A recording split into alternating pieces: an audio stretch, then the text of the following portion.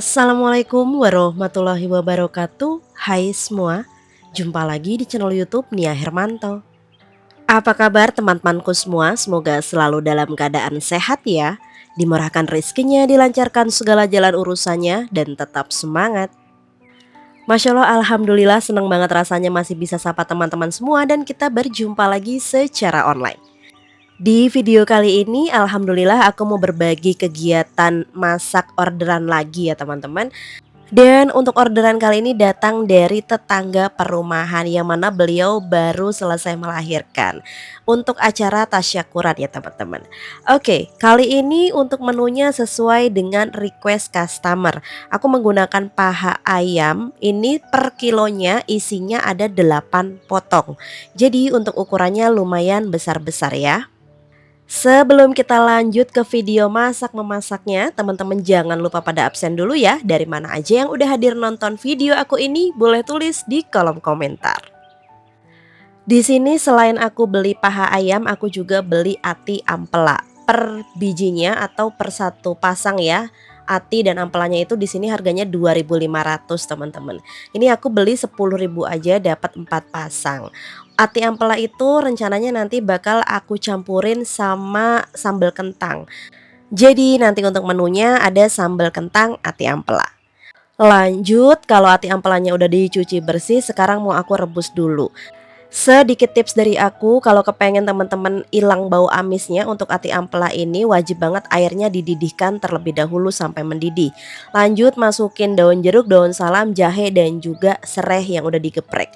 Direbus kurang lebih selama 10 sampai 12 menit aja. Setelah itu angkat, tiriskan dan jangan lupa dicuci bersih lagi di air yang mengalir. Oke, sekarang aku mau lanjut untuk ngungkep ayamnya dulu. Ini semua bumbu-bumbu yang udah aku siapin untuk ungkep ayam bakar. Karena hari ini sesuai menu masih minta dibuatin ayam bakar ya teman-teman.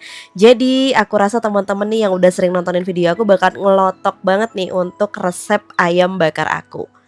Oke, bumbunya udah kita halusin semuanya. Kalian boleh chopper ataupun boleh blender kayak aku. Lanjut, sekarang ini bakal kita gongso dulu.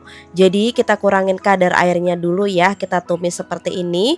Masukin juga ketumbar bubuk. Kalau kadar airnya sudah berkurang, baru kita kasih minyak sayur sedikit.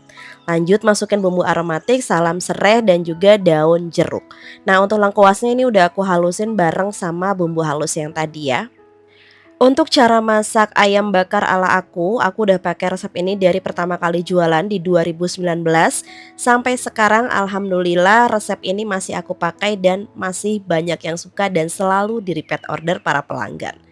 Oke, kalau bumbunya udah tanak seperti ini, masukin air dan jangan lupa dikasih seasoning tadi ya, garam penyedap rasa.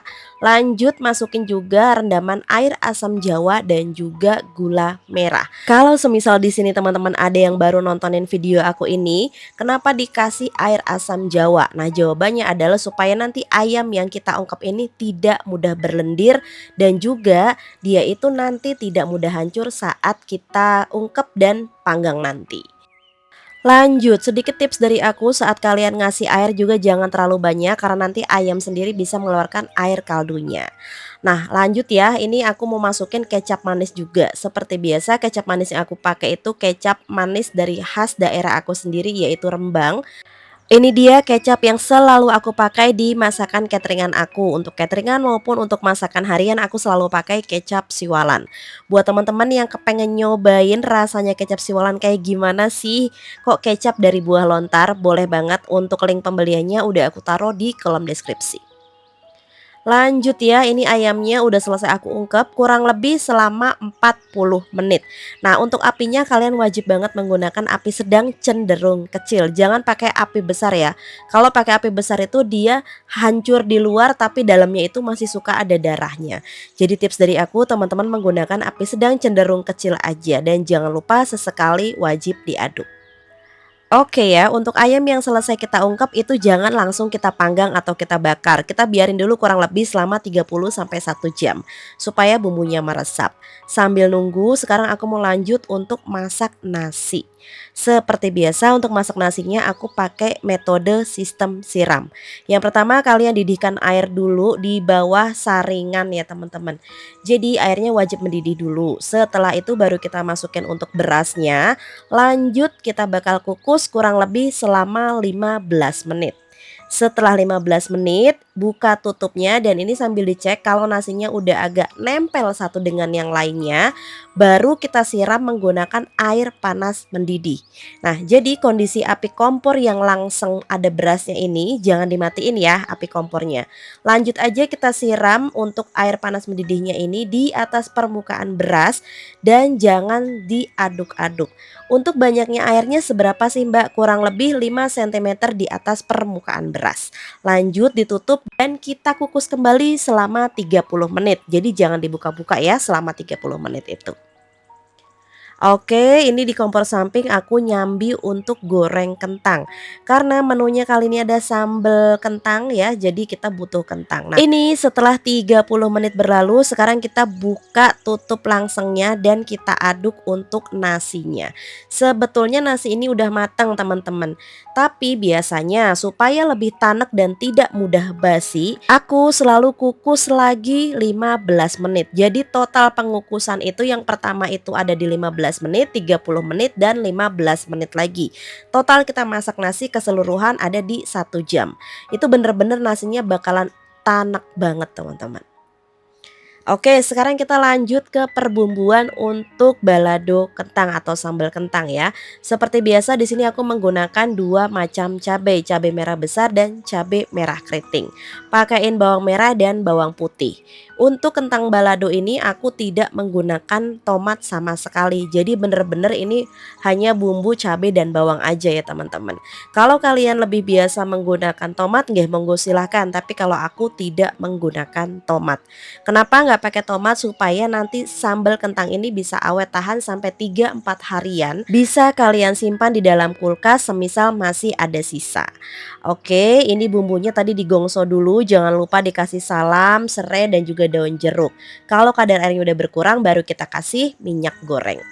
Untuk seasoningnya aku pakai garam, MSG, aku pakai gula merah, gula putih, dan juga aku kasih sedikit penyedap rasa ayam. Oke, ini wajib banget bumbunya digongso atau kita tumis sampai benar-benar wangi dan tanak. Lanjut kita masukin untuk ati ampelannya. Tadi ati ampelannya udah sempet aku goreng sebentar, tapi mohon maaf nggak ke-record. Oke, kalau udah masukin kentangnya dan tinggal kita masak aja sampai bumbunya tercampur dengan merata. Dan step yang terakhir kita kasih santan. Untuk pemakaian santannya nggak usah banyak-banyak, sedikit aja. Yang penting dia itu buket ya teman-teman. Fungsinya santan di sini untuk apa sih Mbak? Supaya sambal kentang ati ampela kita itu rasanya lebih gurih. Oke, kentangnya udah matang. Lanjut sekarang mau bikin menu yang ketiga. Ini aku mau bikin bihun goreng kecap sesuai dengan request customer. Nah, untuk pemakaian bihun di sini aku pakai mix, ada yang bihun padamu merah dan juga bihun tanam jagung. Dan ternyata setelah aku mix seperti ini hasilnya itu malah bagus teman-teman. Tips dari aku, kalau kalian mau bikin bihun pakailah rendaman air hangat, jangan panas ataupun hanya dingin. Kalau semisal kalian kepengen direbus harus bener-bener bisa mainin waktu ya supaya bihunnya itu tidak terlalu kematangan atau lodoh. Oke, kalau udah ditiriskan bihunnya, kasih kecap manis, kasih garam, aku kasih penyedap rasa dan juga sedikit MSG.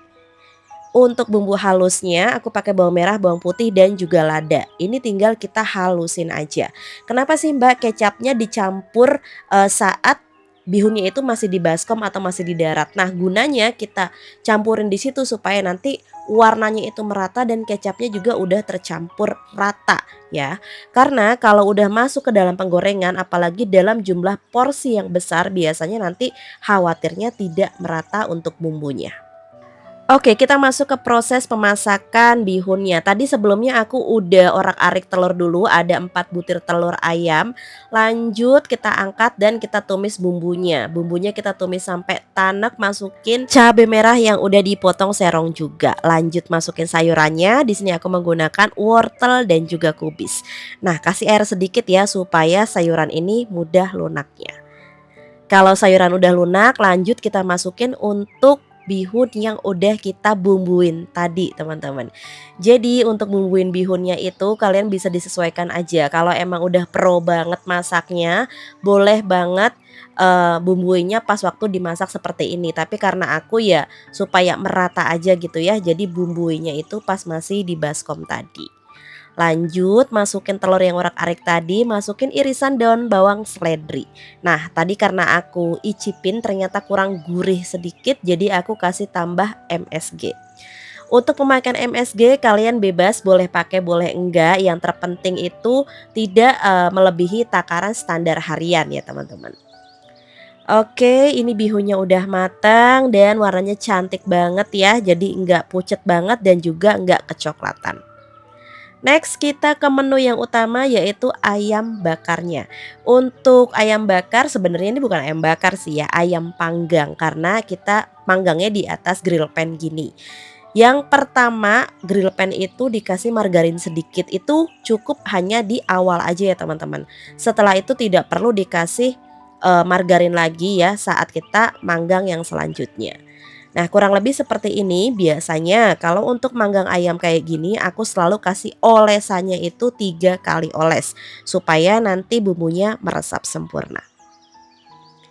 Oke, ini semua udah matang, ayam bakarnya udah jadi semua. Ada juga di sini kentang ati ampela ya, sambal kentang ati ampela, bihun goreng. Aku juga tambahin tempe goreng dan lalapannya aku pakai selada dan juga timun. Nah, untuk nasinya sendiri aku juga udah bungkus pakai kertas nasi seperti ini. Ngomong-ngomong soal lalapan nih ya, di tempat aku tuh timun harganya lagi Masya Allah banget. Kemarin itu aku ngambil hanya 9 biji timun ya, 9 buah timun gitu. Ukurannya juga sedang dan aku syok banget padahal itu nggak ada 1 kilo beratnya. Tapi harganya 27.000. Aku sampai ini bener harganya segini. Aku sampai kayak gitu teman-teman. Dan ternyata katanya harga selada dan juga timun lagi naik banget. Tapi aku jujur aku bingung ya kalau soal pengemasan kayak gini, kalau nggak dikasih daun selada itu menurut aku untuk tampilannya kurang menarik. Karena daun selada ini bisa bikin cantik di nasi box kita teman-teman. Barangkali teman-teman bisa kasih masukan ke aku selain menggunakan daun selada kira-kira bisa menggunakan apa ya supaya nasi box itu tetap menarik tapi sesuai harga gitu ya. Sebenarnya ini tuh aku agak berat di timun dan juga selada, tapi bagaimanapun kita harus profesional sebagai pedagang ya karena uang udah masuk dan ya pintar-pintar kita aja untuk atur segalanya ini. Oke, kurang lebih aku pengemasan seperti ini. Seperti biasa untuk 3 menu ini aku menggunakan mika sekat 4 dengan box ukuran 18 kali 18. Nah, barangkali ada yang bertanya, "Mbak, ayam bakarnya nggak dikasih sambel lagi?" Enggak ya teman-teman, ini udah kesepakatan di harga yang udah deal.